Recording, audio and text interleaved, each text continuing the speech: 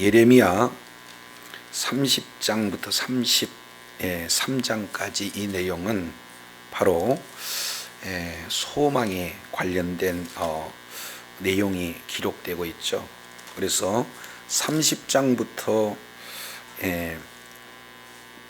이제 33장까지 이 내용을 우리가 좀 자세히 살펴보면은 바로 새 언약에 대한 내용들을 중점적으로 이렇게 말씀을 하고 있습니다. 자, 그래서 이제 새 언약에 대한 마지막 결론적인 내용이 오늘 본문을 통해서 소개되고 있어요. 그래서 예레미야 33장 14절부터 마지막 26절까지 내용을 통해서 한 의로운 가지라는 제목으로 은혜를 나누고자 합니다. 이제 32장에 대한 내용을 우리가 살펴봤습니다. 32장 내용은 바벨론이 예루살렘이 바벨론에 의해서 함락되기 전 1년, 이제 멸망이 눈앞에 놓여진 그 시대에 하나님께서 예레미야에게 말씀하신 내용은 아주 엉뚱한 내용인 듯한 내용을 말씀하고 있어요. 아나돗에 밭을 사라. 그러니까 곧 지금 멸망한다라고 말씀하면서 또 굳이 밭을 사라. 이 내용이 사실은 이게 받아들이기 쉬운 내용이 아님에도 불구하고 하나님 말씀이기에 예레미야는 그대로 순종한 그런 내용입니다. 그러면 이 의미는 우리가 살펴봤지만 하나님께서 완전히 예루살렘을 멸망시키겠다는 것이 아니라 회복시키기 때문에 그렇게 하라. 이 내용을 말씀을 하고 있고요. 자, 두 번째 33장 1절 내용을 보면은 그러한 이제 상황이 막바지에 달았을 때 두 번째 말씀하시는 그런 내용, 이 부분은 또 어려운 말씀을 하고 계세요. 뭐라고 말씀하시냐? 33장 3절 내용을 보니까 너는 내게 부르짖어라 내가 응답하겠고 내가 알지 못하는 크고 비밀한 일을 너희에게 보이리라 나타내리라 이렇게 말씀하고 있어요.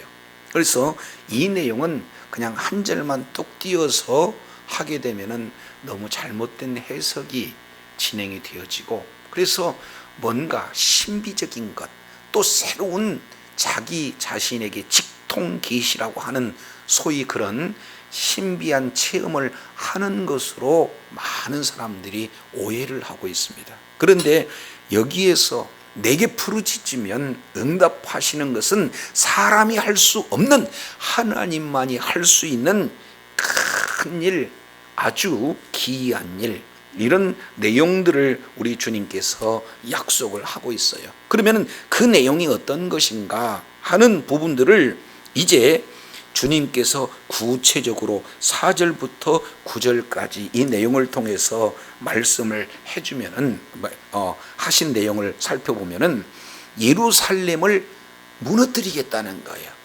근데 무너뜨리지만 33장 6절 그러나 이제 무너뜨린 그 예루살렘 성을 첫 번째 치료하고 고치고 낫게 하겠다.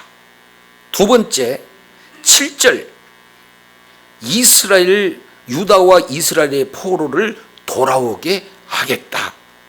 그리고 세 번째 모든 죄악을 정결하게 하겠다.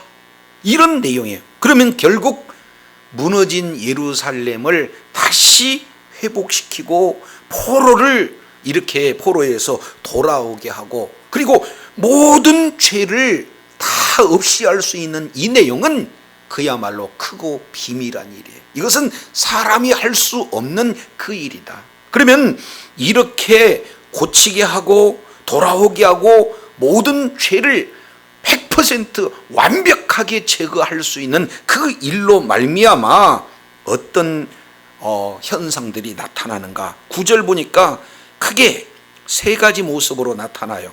첫 번째, 이 성읍이 기쁜 이름이 되고 찬송과 영광이 될 것이며 모든 복을 들을 것이다, 이렇게 나타나요. 그래서 결국 10절부터 11절까지 이 내용을 통해서 다시 한번 하나님께서 말씀하시는 내용은 사람도 살 수 없고 짐승도 살 수 없는 그 거리에 기쁨의 소리가 계속 나타난다는 거예요. 신랑 신부 소리가 나타난다는 거예요. 그러면서 처음과 같이 예루살렘이 패망하기 이전 모습과 같이 되게 하겠다. 심판 이전 상태로 완전하게 회복시키겠다. 더 나아가서 12절 13절 내용을 통해서 보니까 거주하는 사람도 살지 않고 짐승도 살지 않는 그곳에서 양무리들이 번성하게 하겠다. 완전한 회복을 말씀하고 있어요. 그렇다면 이렇게 예루살렘을 파괴하고 다시금 예루살렘을 완전히 회복한다, 이 내용은 지금 목전에서 예루살렘을 에워싸고 있는 바벨론 포로가 지금 한 발짝 한 발짝 목조여 있는 그런 상황 속에서 이성으로는 이해할 수가 없거든요. 그래서 예레미야에게 그런 상황이다 할지라도 내게 부르짖으라 그러면 내가 응답할 것이다 라고 이렇게 표현하고 있어요. 그것을 구체적으로 압축해서 말씀하고 있는 내용이 14절에 이렇게 선명하게 제시하고 있는 것을 보게 됩니다. 14절 보니까 여호와의 말씀이니라. 지금부터는 여호와께서 직접 말씀하시는 그런 말씀에 대한 권위를 실어서 지금 표현하고 있게 되는 거죠. 그게 뭡니까? 내가 이스라엘 집과 유다 집에 일러준 선한 말을 성취할 날이 이르리라. 그러면 하나님께서는 북이스라엘과 남유다에게 말씀을 주셨어요. 약속을 허락하셨어요. 근데 그 약속을 성취할 날이 반드시 임할 것이다, 이렇게 말씀하고 있어요. 우리 주님은요, 천지 만물을 창조할 때 말씀으로 창조하셨어요. 그래서 빛이 있으라고 말씀하시니까 빛이 있었고, 또 궁창은 있으라 말씀하시니까 궁창은 있었어요. 하나님은 한번 약속하신 말씀은 반드시 이루시는 분, 반드시 말씀은 성취된다는 사실을 일깨워주고 있다는 사실이에요. 저와 여러분에게 하신 약속의 말씀도 이루실 줄로 믿습니다. 그래서 유다와 이스라엘 집에게 약속하신 그 약속이 이루어지는 날, 그 날이 언제냐? 자, 15절에 그날 그때에 내가 여호와께서 한 공의로운 가지가 나게 하리라, 이렇게 말씀하고 있어요. 그러면 우리 주님께서 약속하시는 그 날에 의로운 한 가지가 난다라고 말씀하고 있는 이 의로운 가지에 대해서 이사야서 11장 1절 내용을 통해서 보면은 이새의 한 줄기에서 가지가 나고, 그리고 이제 그 뿌리에서 한 줄기가 이렇게 난다 하는 메시아 예언에 대한 내용을 말씀하고 있고요. 예레미야 23장 5절 이 내용도 이미 예레미야 선지를 통해서 이 의로운 가지가 바로 메시아다라는 사실을 말씀하고 있어요. 따라서 하나님께서 약속하신 이스라엘의 회복에 대한 약속이 반드시 이루어지는 날이 오는데, 그 날에 하나님께서 세운 의로운 가지는 메시아, 바로 예수 그리스도를 이렇게 말씀을 하고 있습니다. 그래서 메시아가 이 땅에 오게 되어지면은 어떤 일들이 이루어지는가 봤더니 공의로운 한 가지가 나게 하리니 그가 이 땅에서 정의와 공의를 뭐한다? 시행한다. 그러니까 의로운 왕, 정의로운 왕, 공의로운 왕이 이제 바로 메시아 나라를 이렇게 세우고, 그리고 메시아 나라를 통치하는 일에서 큰 원칙 두 가지, 정의와 공의로 통치하시겠다, 이렇게 말씀하고 있어요. 그렇다면 여기에서 이제 우리가 생각해 볼 수 있는 내용은, 지금 이 남유다와 북이스라엘 이 내용이 왜 바벨론 포로로 끌려갔습니까? 죄 때문에 끌려갔잖아요. 그죠? 그러면은 공의, 정의 이 내용을 하면은 이 죄 문제를 해결해야 되거든요. 아담 이후로 저와 여러분은 죄의 그런 어떤 씨로 말미암아 잉태되기 때문에 우리는 이미 죽은 존재예요. 그래서 이제 영원히 지옥불로 가서 고통받을 수밖에 없는 그런 존재이잖아요. 그런데 우리 하나님께서 정의, 공의를 완전히 실행하기 위해서 우리와 함께 십자가에서 예수님이 죽으실 때 우리와 함께 죽으신 줄로 믿습니다. 그래서 죄인된 우리는 예수님과 함께 십자가에서 죽었어요. 그러나 예수님이 부활하실 때 새 생명으로 부활하게 된 줄로 믿습니다. 이 내용은 정의와 공의가 바로 이루어지는 사건은 십자가 부활 사건에서 이루어진 거고, 이것을 사도 바울은 로마서 6장 1절부터 5절까지 내용을 통해서 보면은 세례다 이렇게 말씀을 하고 있는 거예요. 그래서 하나님께서 약속하신 그 날 예수 그리스도를 통해서 바로 하나님의 나라가 임하게 되어지고, 그 하나님의 나라의 통치의 방식은 정의와 공의다. 이런 통치 가운데 그러면 어떻게 이루어지는가 보겠습니다. 그 날에 다시 한번 14절에 성취할 날, 15절 그날 그때, 그리고 16절 그날, 바로 메시아 왕국에서 메시아 바로 예수 그리스도께서 통치하는 그 날이 되어지면은 크게 세 가지로 표현합니다. 자, 16절 내용을 보니까 유다가 구원을 받겠고 이렇게 말씀하고 있어요. 유다가 뭔가 잘해서 구원을 받은 것이 아니라 전적인 하나님의 은혜로 구원이 이루어진다는 거였어요. 이제 죄로부터 완전히 해결된다는 거, 이것이 크고 비밀한 일이에요. 자, 33장 8절 내용을 보니까 6절에 이 성을 치료하고 고치고 낫게 한다. 7절 포로에서 돌아오게 한다. 8절 그 범한 모든 죄악을 완전하게 정결하게 한다. 이 죄 문제를 완전히 해결할 자는 사람 왕으로는 해결할 수가 없습니다. 이 죄 문제를 완벽하게 해결하신 분은 바로 예수 그리스도의 보혈로만 가능한 줄로 믿습니다. 그래서 유다가 구원을 얻는 거예요. 구원을 얻는 것은 죄로부터 구원을 얻게 되어지는 거고, 그것은 전적인 하나님의 은혜인 줄로 믿습니다. 그래서 33장 6절에 내가 이성을 치료하고 고치고 낫게 하겠다. 7절 내가 포로를 돌아오게 하겠다. 8절 내가 그 모든 죄를 정하게 하겠다. 이 주체자가 누구냐면은 바로 하나님이지. 하나님께서 육신의 몸을 입고 이 땅에 오셔서 우리들의 모든 죄를 완벽하게 해결하시기 위해서 십자가에서 피 흘려 죽으시고 또 부활하신 분이 바로 예수 그리스도인 줄로 믿습니다. 그래서 예수님을 믿는 믿음을 가진 모든 자들은 구원을 받아요. 그리고 두 번째 16절 내용을 보니까 예루살렘이 어떻게 돼요? 안전하게 살 것이다. 이제 메시아가 통치하는, 정의와 공의로 통치하는 메시아 나라의 왕국에 있으면은 이제는 더 이상 바빌론으로 포로로 끌려갈 이유도 없어요. 거기에서 이제 영원한 죽음도 더 이상 없습니다. 슬픔도 애통함도 없는 그 나라가 바로 메시아 왕국이에요. 그 나라를 우리들에게 주신 분이 바로 예수 그리스도다라는 것을 보게 됩니다. 그래서 예루살렘 안에서의 삶은 안전하게 사는, 안전하게 사는 그런 장소가 되어집니다. 그래서 그 성이 이렇게 이름이 바꿔져요. 예루살렘 그러면은 바로 평화의 성, 이런 내용이 아니겠습니까? 그런데 그 성 이름이 뭘로 불려지느냐? 우리의 의라는 이름을 얻을 거예요. 예루살렘은 이제 우리의 의가 된다. 바로 여호와는 우리의 의가 되어진다. 이렇게 말씀하고 있어요.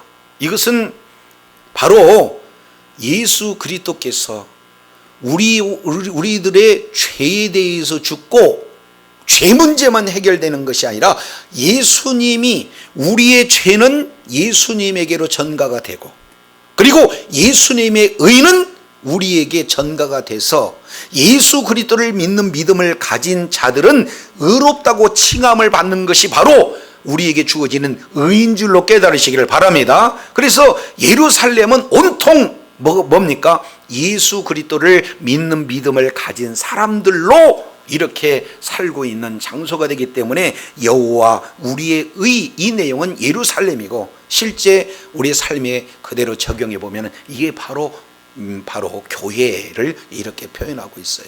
그래서 하나님께서 이제 이 모든 구원과 그리고 평안이 안전히 거할 것과 우리의 의가 되어지는 이런 내용을 바로 메시아를 통해서 이루시려는 그런 어떤 내용을 말씀을 하고 있어요. 이거 언약이 그대로 이루어지는 새 언약의 성취예요. 자, 그랬을 때 크게 두 가지입니다. 두 가지 내용이 약속되어지는데, 첫 번째, 자, 메시아가 이제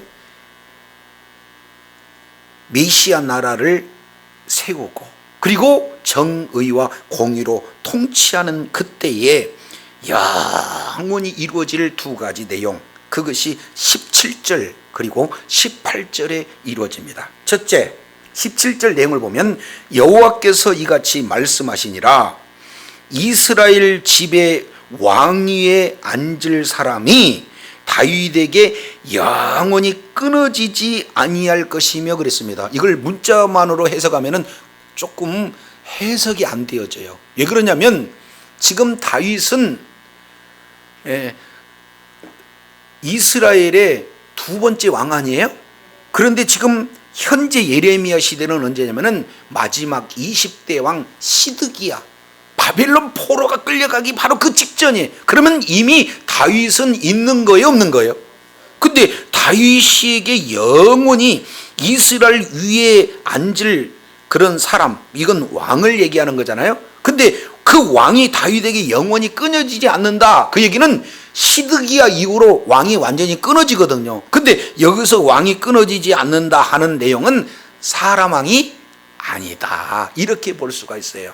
그래서 이 내용은 사무엘하 7장 바로 8절부터 16절까지 다윗 언약에 근거해서 지금 말씀하고 있는데, 그것은 육적인 혈통으로 이제 이렇게 왕위가 계승되는 것은 시드기야로 끝났어요. 그러나 메시아 왕이 이 땅에 오실 때 육적으로는 누구 혈통으로 오십니까?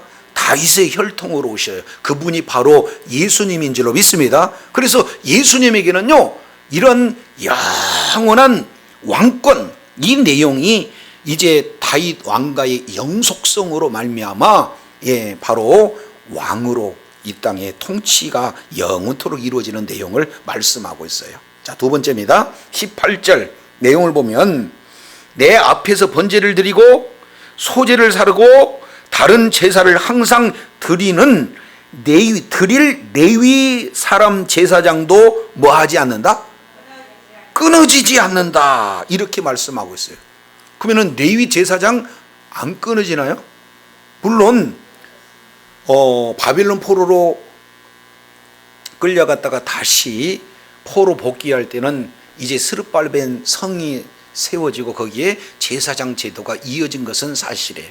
그런데 우리가 예수님이 오실 그때 바로 오시고 돌아가신 이후에 AD 70년에 무슨 사건이 일어났어요? 성전 파괴 사건이 일어났잖아요. 그러니까 성전 파괴라는 것은 제사 제도를 폐해버린 거고, 제사를 집례할 제사장들도 뭐예요? 폐해버린 거예요. 그런데 지금 이 내용을 통해서 보니까 다윗이 영원하리라 하는 내용과 똑같이 제사장들도 끊어지지 않고 영원하다, 이 내용은 육적 해석으로 볼 수 있는 내용이 아니다, 그 말이에요. 이것은 바로 이제는 끊어질 그 제사를 영원토록 드리는 그런 어떤 바로 직분을 가지고 오신다, 이렇게 표현해요. 그래서 메시아는요, 여기서 표현하는 것은 왕으로서 통치가 영원할 것이고, 또 하나는 제사장으로서의 바로 그런 직무가 영원하리라 하는 두 가지 내용을 정확하게 표현해 주고 있어요. 그래서 메시아의 삼중직 그러면은 왕직, 그다음에 제사장직, 선지자직 이렇게 표현하잖아요. 그래서 왕과 제사장 이 내용을 계속해서 이루게 되신다 이렇게 말씀하고 있어요. 자, 그러면은 요 부분을 히브리서 잠깐 우리 살펴보도록 하겠습니다. 자, 히브리서 9장 내용을 보면은 예수님이 어떠한 그런 어떤 직분을 가졌는가. 자, 히브리서 9장 11절 그리스도께서 장래 좋은 일에 뭘로 오사? 제사장으로 오셨다 이렇게 표현해요. 그리고 12절에는요 자기 피로 영원한 속죄를 이루어서 단번에 성소에 들어가셨다. 그리고 13절 내용을 보니까 이제 암송아지 채로 육체를 정결해서 거룩하게 하거든 하물며 영원하신 신성 성령으로 말미암아 흠없는 자기를 하나님께 드린 그리스도의 피가 어찌 죽은 행실에서 깨끗하게 하지 못할 것이냐. 따라서 이를 인하여 그는 새 언약의 뭐다? 중보자다 이렇게 말씀을 하고 있어. 첫 언약의 때에 범한 죄를 속하려고 죽으셨고 부르심을 입은 자로 하여금 영원한 기업의 약속을 얻게 하기 위해서 오늘 또 바로 하나님과 우리 사이에서 중보자가 되어져요. 그래서 대제사장적 직분을 지금도 바로 하나님 보좌 우편에서 중보자로서 이렇게 사명을 감당하신다라는 사실을 살펴봐요. 자, 그래서 메시아는 영원한 통치가 계속되어지고 동시에 영원한 제사가 계속해서 이루어질 수 있도록 제사장 직분을 감당하는 중보자가 되어진다. 이 내용들을 분명히 하고 있어요. 자, 그래서 이 약속이 바로 알고 크고 뭡니까? 비밀한 것, 너희들이 알지 못하는 크고 비밀한 거예요.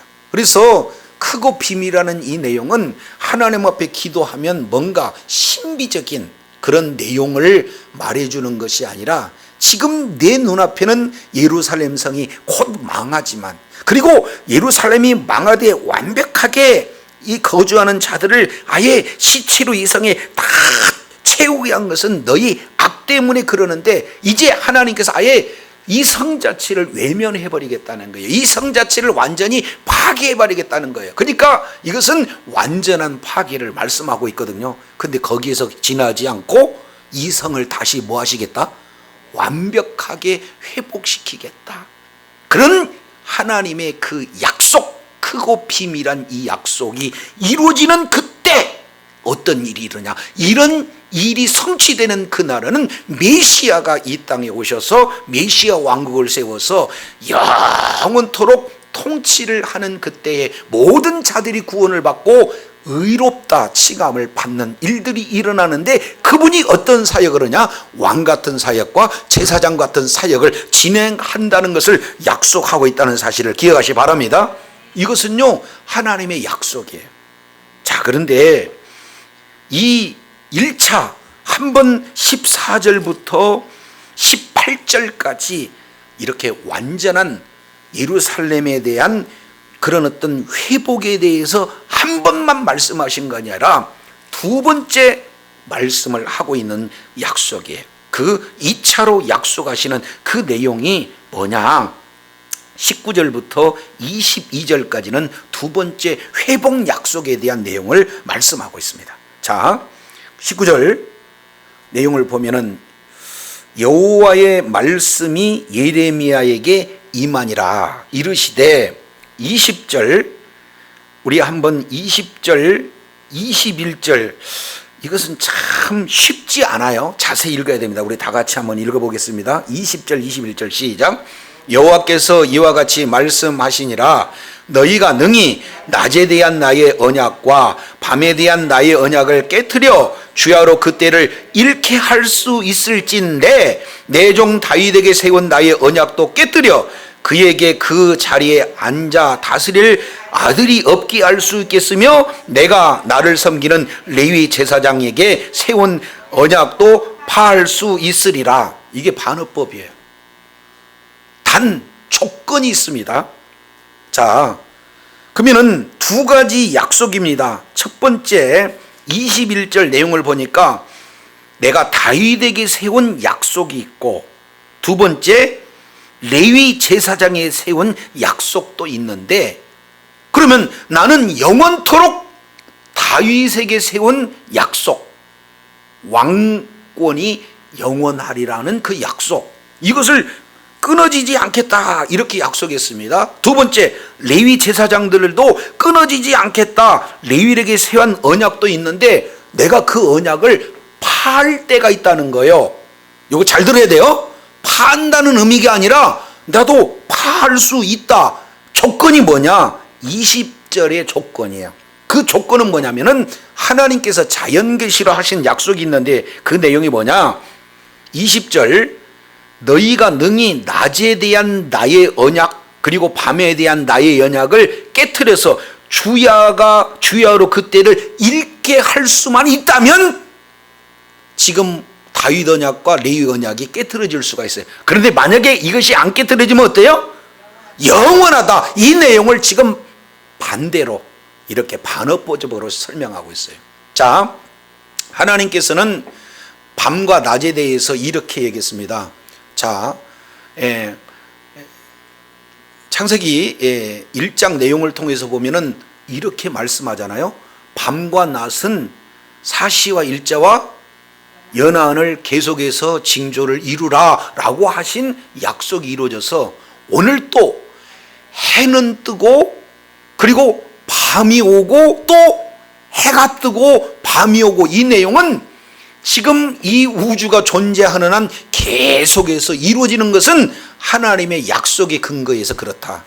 그러면 내가 다윗에게 언약한다, 레위 지파에게 언약한다 이렇게 표현하는 이 내용도 해가 뜨는 한 내 약속은 이루어질 거고 밤이 있는 한 내 약속은 이루어져요.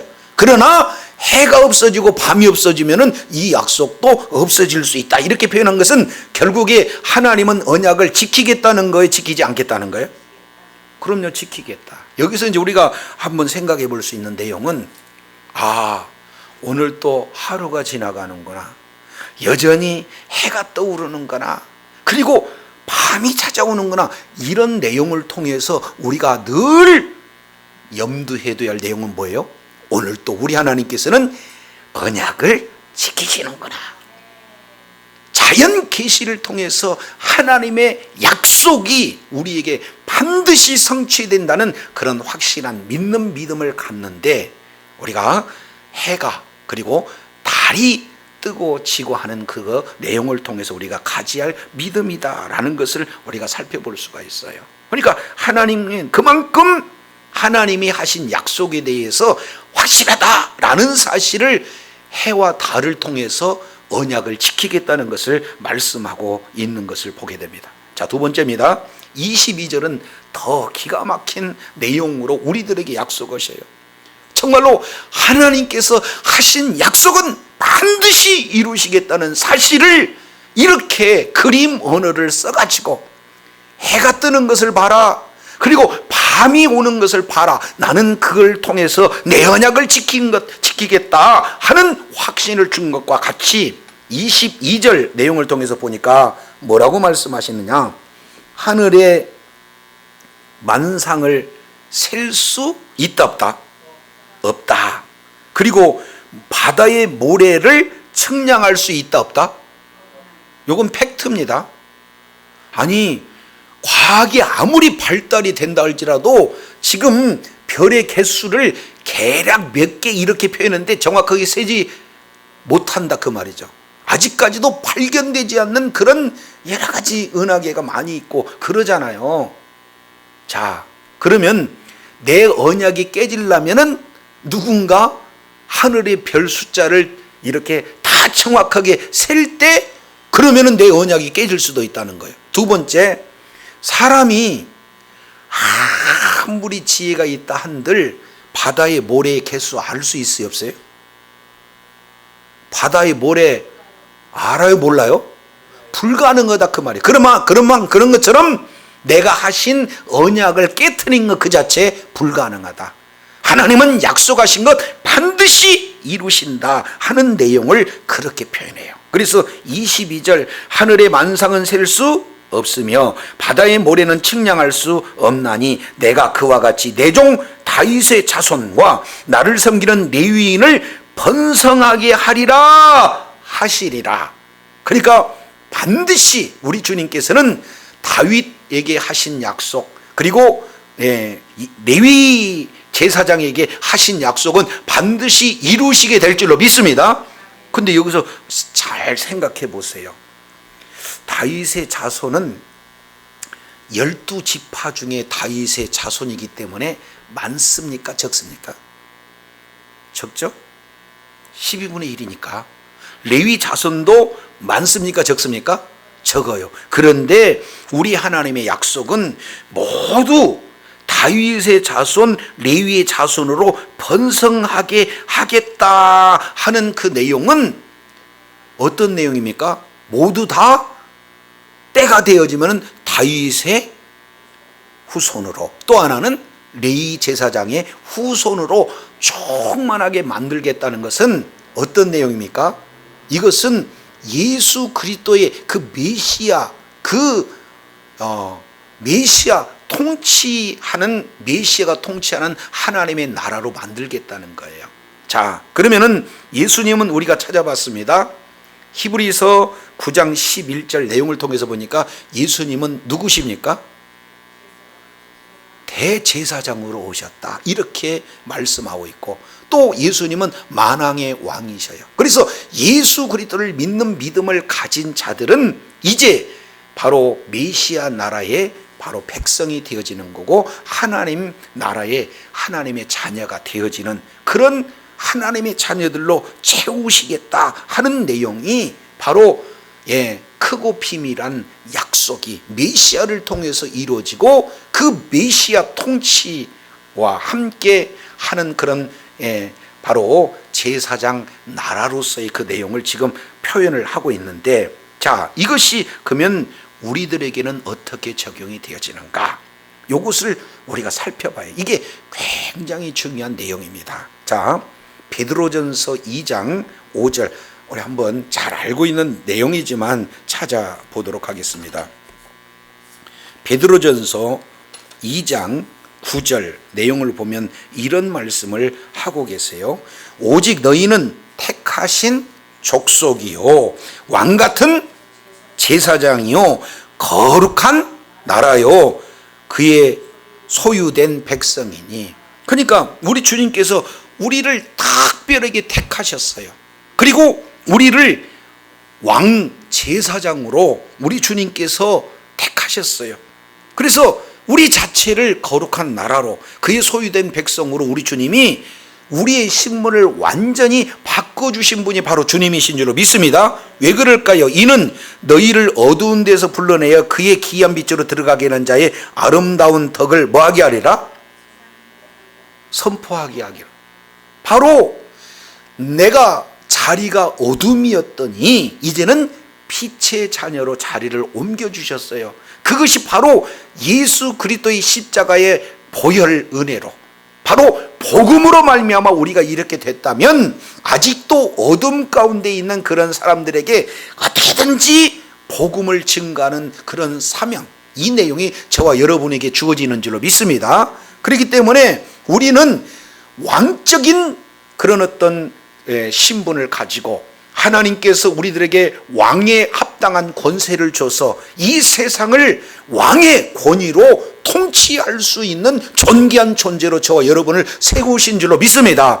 동시에 그러한 왕권은 어느 때 발휘가 되느니라, 많은 영혼들을 주님의 품으로 이끌어서 이제 하나님 앞에 산 제물로 드려지는 제사장적 사명을 감당해야 되는 것이 우리의 사명이요, 그럴 때 왕권이 저와 여러분에게 주어지게 되는 줄로 믿습니다. 그래서 저와 여러분이 어떻게 되는 거예요? 왕같은 제사장, 예수님께서 왕이시고 대제사장인 것처럼 예수 그리스도를 믿는 믿음을 가진 저와 여러분에게 왕같은 제사장의 사명을 감당할 수 있도록 은혜를 베풀어 주신 줄로 믿습니다. 그러면 이 삶이 어떤 삶인가 하는 내용을 오늘 새 언약에서 정확하게 표현해 주고 있어요.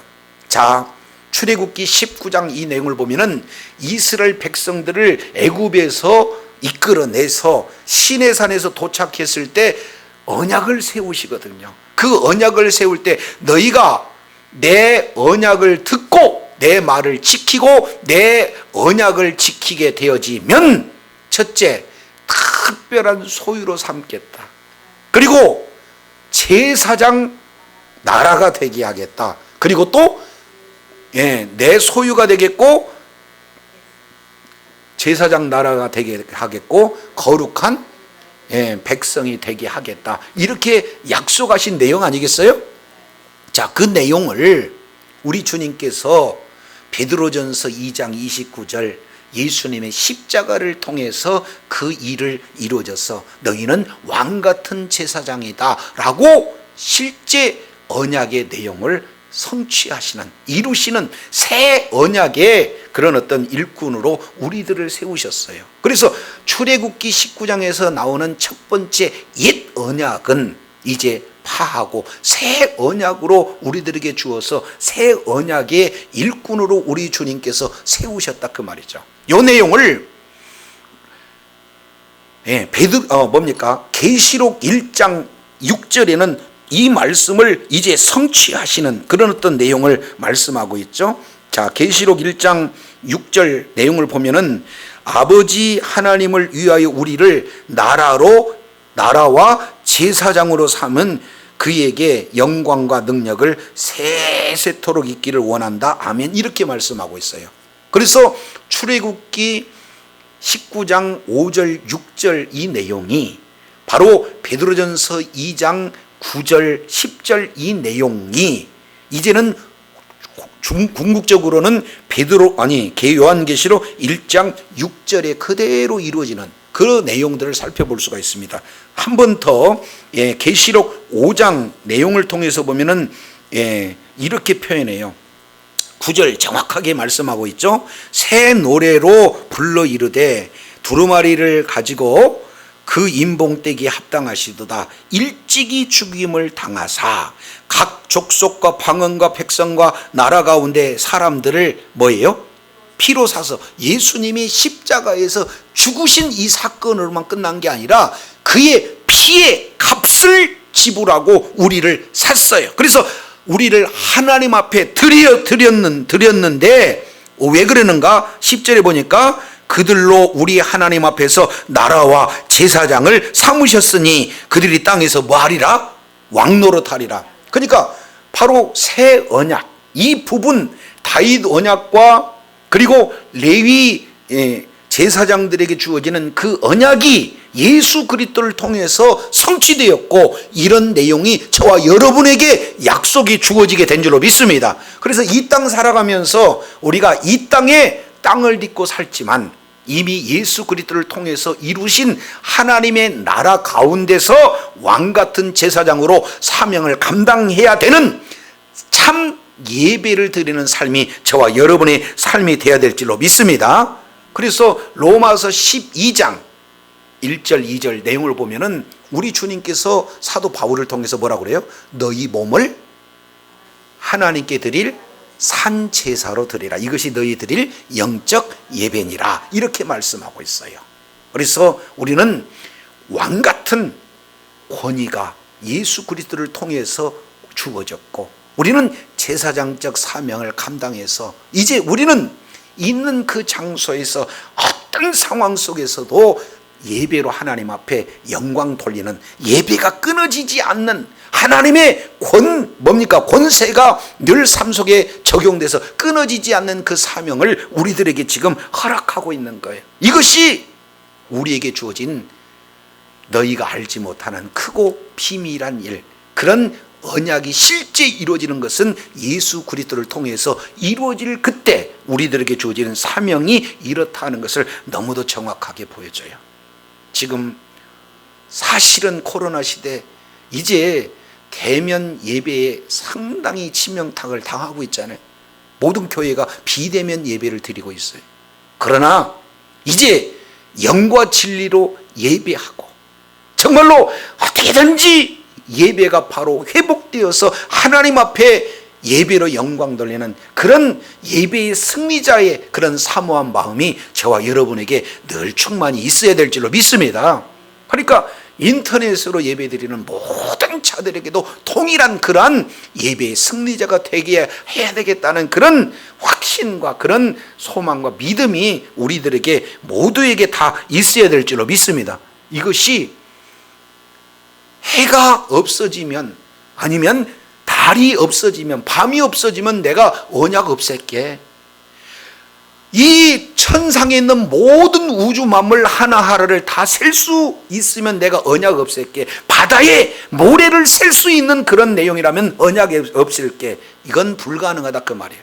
하나님의 언약은 영원하도록 우리 주님께서 약속하신 줄로 깨달으시길 바랍니다. 그래서 오늘날 우리가 왕같은 제사장으로 하나님 앞에 예배자로 영광을 돌릴 수 있는 그 근거가 바로 예레미야 지금 33장에 나타나는 새 언약을 기초해서 우리들에게 주어진 내용이다. 이걸 볼 수가 있어요.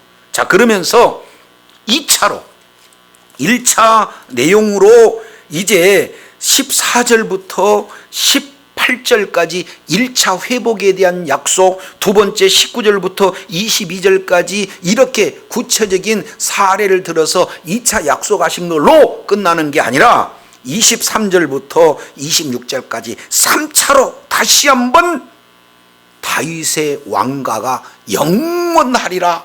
그리고 또 레위와 레위 제사장들도 영원하리라. 다시 한번 세 번째 말씀하고 있어요. 완전한 회복을 3차에 걸쳐서 말씀하고 있는데 33장 23절 여호와께서 예레미야에게 임하니라 말씀하여 이르시되 이 백성이 말하기를 여호와께서 자기가 택한 그들 중에 두 가게를 버리셨다 한 것을 내가 뭐한다? 그러면 누가 얘기하는 거예요? 그렇죠. 이 백성이 말하기를 여호와께서 택하신 두 가게를 하나님께서 버리셨다. 이거 좋은 말이에요? 모욕적인 말이에요? 모욕적인 말이잖아요. 굉장히 멸시한 거예요. 그러면 이렇게 버리셨다고 할 수 있는 내용은 이 백성이라고 하는 거예요. 이건 이 백성은 문맥으로 보면은 바벨론 백성일 것이다. 이렇게 우리가 추론해 볼 수가 있습니다. 그러니까 바벨론이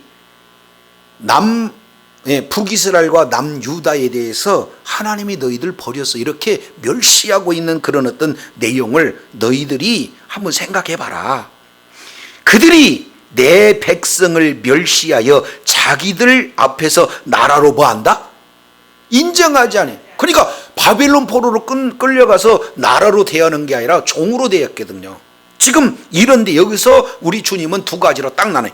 이 백성, 내 백성. 비록 이스라엘 백성들이 남유다가 아수르로 바벨론으로 포로로 끌려갔다 할지라도 우리 주님께서는 외면하지 않고 그들을 멸시받는 그들을 향해서 누구라고 표현해요? 내 백성이다. 이렇게 말씀하고 있어요.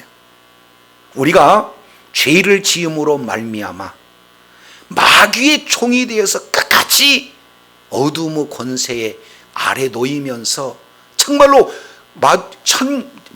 지옥의 그 길을 앞장서서 가는 저와 여러분의 모습인데도 불구하고 우리 주님께서는 예수 그리스도를 믿는 믿음을 주셔서 하나님의 백성으로 세우신 분이 바로 주님이신 줄로 믿습니다. 자, 그런데 25절에 또 이렇게 표현해요. 다시 한번 얘기합니다. 25절 여호와께서 이같이 말씀하시니라. 반어법이니까 잘 들어야 돼요.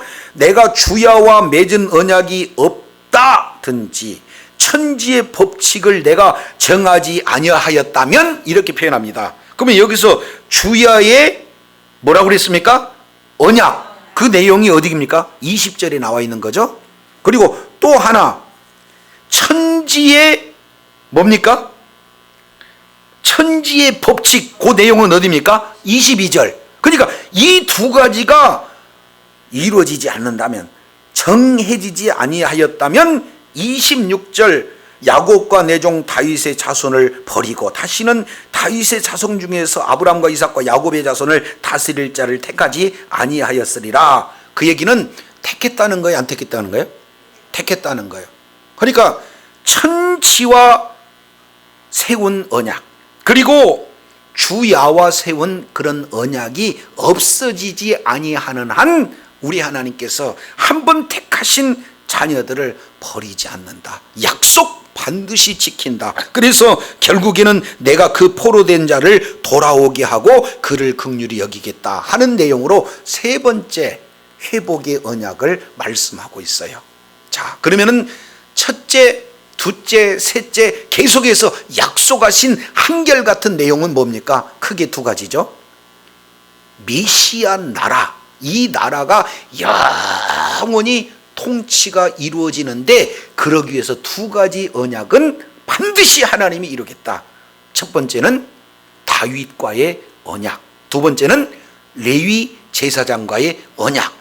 하나는 왕권에 대한 영속성이고 또 하나는 제사장 그런 직분에 대한 영속성이고, 이 내용이 바로 예수 그리스도를 통해서 성취되어졌는데 오늘 저와 여러분에게는 뭐합니까? 사도 베드로가 저와 여러분을 왕같은 제사장이다라고 이렇게 말씀하고 있다는 것 기억해야 될 줄로 믿습니다. 그래서 우리는 주님 오시는 그날까지 이 언약이 없어지지 아니하니까 이 언약의 근거에서 날마다 하나님으로부터 왕권이 부여받은 그런 존재입니다. 성령이 임하면 너희에게 권능이 임한 거예요. 그래서 예루살렘과 온 유대와 사마리아 땅끝까지 이르러 뭐의 증인이 되는 거예요? 복음의 증인이 되는, 이것이 왕같은 제사장으로 주어지는 사명을 감당하는 일입니다. 그래서 이제 우리 모든 각 한 사람이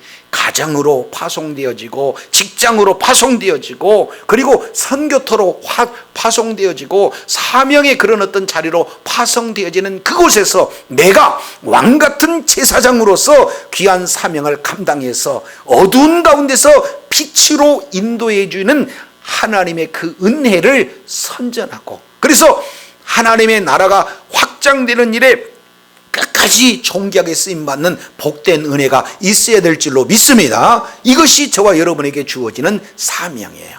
그래서 주의 나라와 그 의를 구할 때 이 모든 것을 더해 주시라는 그 약속 또한 오늘날 저와 여러분에게 유효하고, 복음을 증가할 때 성령이 임하면 권능을 받고 그랬으니까 복음 증가하는 그곳에 왕같은 그런 권능이 저와 여러분에게 주어진 거예요. 그래서 주신 은혜 소중하게 간직할 뿐만 아니라 주님 나라가 확장하는 일에 끝까지 의로운 병기로 쓰임받을 때 주님께서 약속하신 이 모든 것을 덜이하는 그 약속 또한 우리 주님이 책임져 주실 줄로 믿습니다. 세상 끝날까지 내가 너희와 함께하리란 그 약속 또한 저와 여러분에게 지켜주실 줄로 믿습니다.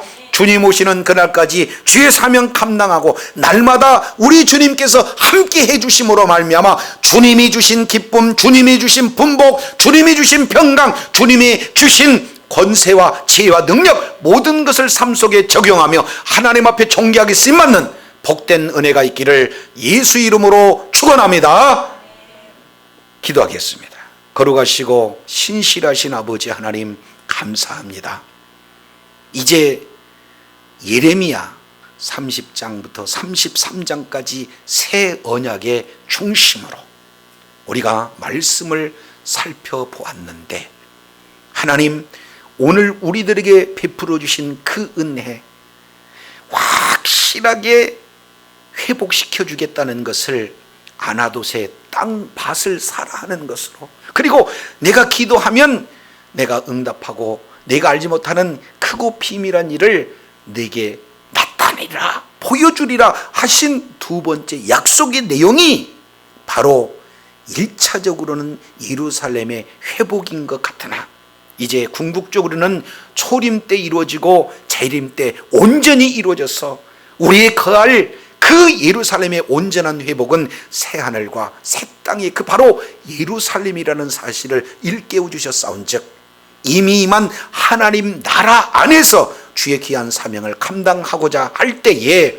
우리 하나님께서 왕같은 제사장의 사명을 우리 하나님이 허락하시고 그에 따른 놀라운 분복을 온전히 이루실 뿐만 아니라 주님 다시 오실 때 이 완전한 성취가 이루어진다는 사실을 다시 한번 일깨워 주셨사오니 주의 귀한 사명 잘 감당하고 주의 뜻을 이루고 주님 나라 확장하는 일에 끝까지 의로운 병기로 쓰임받고 이를 통해 주님께 영광 돌리는 복된 자녀들 다 되게 하여 주시옵소서.